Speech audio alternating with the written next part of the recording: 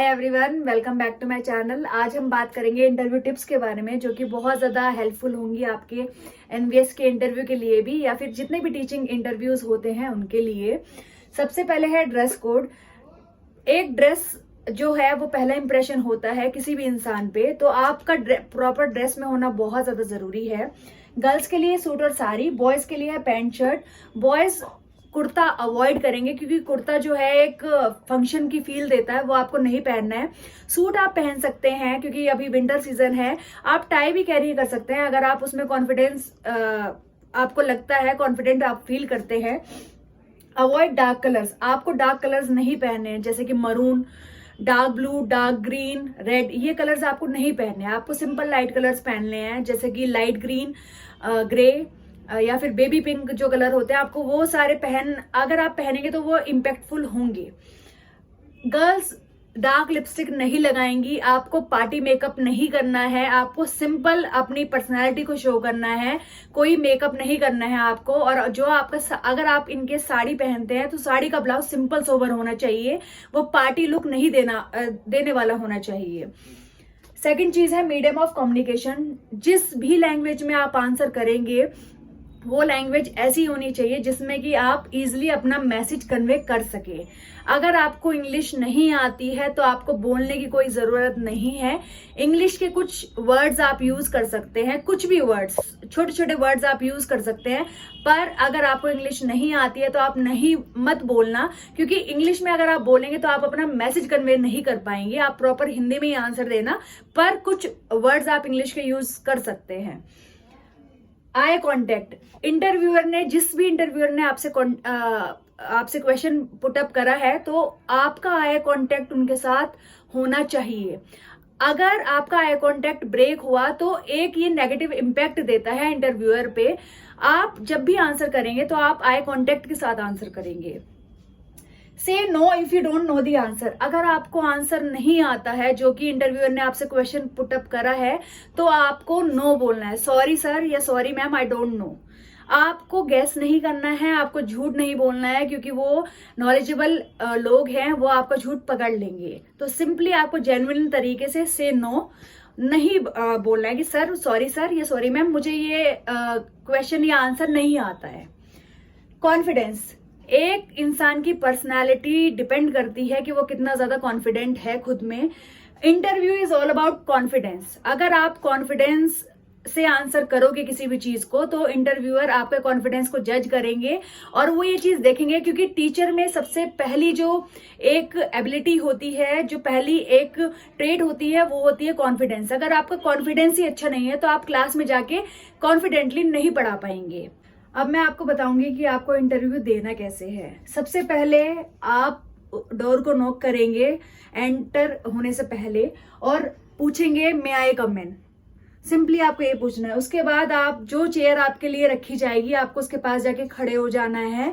उसके बाद इंटरव्यूअर आपको बोलेंगे सिट डाउन। आपको नहीं पूछना है, वो खुद बोलेंगे सिट डाउन। आपको सिंपल बोलना है thank you with a smile. उसके बाद जो इंट्रोडक्शन, मोस्टली जो इंटरव्यू स्टार्ट होता है वो इंट्रोडक्शन के साथ स्टार्ट होता है। कुछ लोगों का इंटरव्यू इंट्रोडक्शन से नहीं स्टार्ट होता, वो एकदम से कुछ क्वेश्चन वगैरह पुटअप कर लेते हैं। पर इंट्रोडक्शन हम मान के चलते हैं कि इंट्रोडक्शन से आपका इंटरव्यू स्टार्ट हो रहा है। तो इंट्रोडक्शन में क्या क्या चीजें होती हैं। सबसे पहले आपका नाम होगा, किस सिटी से आप हो वो होगा, फैमिली, आपकी फैमिली में कितने मेंबर्स हैं आपको ये बताना है। क्वालिफिकेशन, आपकी क्या क्वालिफिकेशन है, आप बैचलर्स आपने कहाँ से की हुई है, मास्टर्स आपने कहाँ से की हुई है, वो आपको बताना है। और अगर आपके पास कोई टीचिंग एक्सपीरियंस है तो उसके बारे में आपको बताना है। बेसिकली इतना बड़ा इंट्रोडक्शन नहीं होता है, वो बीच में से भी कुछ ना कुछ क्वेश्चन पुटअप कर लेते हैं, पर आपको अपना इंट्रोडक्शन रेडी करके रखना पड़ेगा। ये सारी चीजें आपको रेडी करके रखनी ही पड़ेंगी। उसके बाद जो पैनल होती है, जो लोग आपका इंटरव्यू लेंगे वो 4 से 5 लोग होते हैं। नवोदय विद्यालय में 4 लोग होते हैं, 5 लोग भी होते हैं, मेल फीमेल दोनों होते हैं।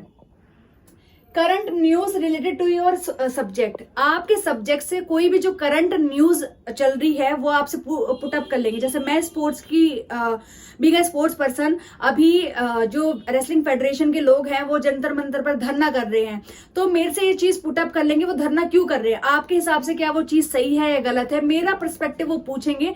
एक केस स्टडी वो मुझसे पूछ सकते हैं, ये क्वेश्चन भी आप आ सकता है। तो ये सारी चीजों के लिए आपको करंट अफेयर करना जरूरी है। न्यूज़पेपर पढ़ना इज वेरी मस्ट इंटरव्यू से पहले। सब्जेक्ट रिलेटेड क्वेश्चन, जितने भी क्वेश्चंस होते हैं वो आपके सब्जेक्ट रिलेटेड क्वेश्चंस भी वो आपसे पुटअप कर सकते हैं। आपका जो सब्जेक्ट होगा, कि जैसे अगर इन केस आप हिस्ट्री के हैं तो कोई भी बैटल आपसे पूछा जा सकता है, या फिर कुछ भी चीज वो आपसे पुटअप कर सकते हैं। तो आपको अपने सब्जेक्ट की बेसिक नॉलेज होनी चाहिए। Depends on you the timing of your interview, ये आप पे डिपेंड करेगा कि आप अपना इंटरव्यू कितनी देर तक चलाएंगे। इंटरव्यूअर आपसे बेसिक क्वेश्चन पूछेंगे, वो आप पे ही डिपेंड करेगा कि जो आपके आंसर्स होंगे। तो आपका इंटरव्यू 5 मिनट, नॉर्मली 5 मिनट होता है, इंटरव्यू से ज्यादा नहीं होता है। इन केस अगर थोड़ा बहुत इंटरेस्टिंग आपने बनाया, आपको इंटरेस्टिंग बनाना है, अच्छे अच्छे फैक्ट्स देने हैं, अच्छे अच्छे एग्जांपल्स देनी है जो कि उनको स्ट्राइक करे, तो आप अपना इंटरव्यू 15 मिनट तक भी खींच के लेके जा सकते हो, जो कि बहुत बड़ा टाइमिंग होता है। नॉर्मली 5 मिनट में खत्म हो जाता है इंटरव्यू। अब मैं आप लोगों के साथ शेयर करूंगी अपना एनवीएस का इंटरव्यू एक्सपीरियंस। जो मेरी इंटरव्यू पैनल थी वो 4 लोगों की थी, जिसमें से कि एक फीमेल थी और 3 मेल्स थे। मेरा इंटरव्यू स्टार्ट नहीं हुआ था इंट्रोडक्शन से। मैंने पिछली रात 4 घंटे तक मेहनत करी अपने इंट्रोडक्शन पे, पर इंटरव्यू मेरा स्टार्ट हुआ बेसिक क्वेश्चन से, जैसे कि प्रिंसिपल ऑफ स्पोर्ट्स ट्रेनिंग आप बताओ। उसके बाद बैक टू बैक आपसे मेरे से क्वेश्चंस पुटअप किए गए, पर एक सबसे पहले जिसने क्वेश्चन पूछा है उसका आंसर, फिर उसके बाद जिसने पूछा है उसका आंसर। ये प्रॉपर तरीका होता है एक इंटरव्यू देने का। मुझसे पूछा गया था कि क्लास में 50 बच्चे हैं तो आपको कमांड देनी है, तो आपकी जो मेरी पिच थी उन्होंने वो टेस्ट करने के लिए मुझे कमांड उस रूम में ही दिलवाई, स्टैंडिटीज अटेंशन। नॉर्मली आपको उसकी तैयारी करके जानी है, क्योंकि being a physical education teacher आपका यही काम होता है कि कमांड देना लोगों बच्चों को।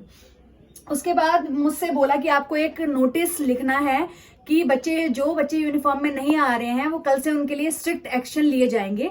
तो जिस चेयर पे मैं बैठी थी उसके पीछे ही व्हाइट बोर्ड था, वहां पर फिर मैंने वो नोटिस लिखा था। प्रॉपर एक नोटिस का फॉर्मेट होता है, वो आप देख लेना और उसी हिसाब से आपको नोटिस लिखना पड़ेगा, जस्ट इन केस आपसे पूछा जाए तो। सम फिल्मी एग्जाम्पल, मेरे से कुछ फिल्मी एग्जाम्पल्स पूछे गए थे, जैसे कि प्रियंका चोपड़ा ने किसकी बायोपिक में काम करा है, तो मैंने बताया था मैरी कॉम। तो उन्होंने पूछा कि प्रियंका चोपड़ा की बहन ने किसकी बायोपिक में काम करा है, तो मैंने बताया साइना नेहवाल। तो ऐसे ऐसे कुछ क्वेश्चंस आपसे पूछे जा सकते हैं। तो ये भी थोड़ा सा आप मतलब बायोपिक जितने भी हैं वो आप थोड़ा बहुत अपना रट के चले जाना या फिर समझ के चले जाना। लास्ट है एक क्वेश्चन जो कि मुझे नहीं आता था, वो है consumable and non consumable items. ये मेरे से एक क्वेश्चन पुटअप करा था, तो मैंने सिंपली बोला था सर मुझे नहीं पता है। तो वो उन्होंने ही एक्सप्लेन करा था कि कंज्यूमेबल क्या होते हैं। कंज्यूमेबल वो गुड्स होते हैं जो कि बहुत इजीली, जैसे कि बॉल हो गया, बैट हो गया, ये बहुत जल्दी खत्म हो जाते हैं। नॉन कंज्यूमेबल जैसे कि रॉड हो गया, आयरन रॉड हो गई या फिर ग्राउंड हो गया, वो नॉन कंज्यूमेबल आइटम्स होते हैं। ये मेरा जो इंटरव्यू था वो 15 मिनट तक चला था। उसमें सारे बेसिक क्वेश्चंस उन्होंने पुटअप करे थे। उन्होंने सिर्फ मेरा टेस्ट करा था कॉन्फिडेंस लेवल। आपका जो इंटरव्यू होता है उसमें मैटर नहीं करता कि आपकी क्या रैंक है, उसमें मैटर करता है कि आप कितने कॉन्फिडेंट हैं खुद को लेके। Thank you so much guys for watching my videos.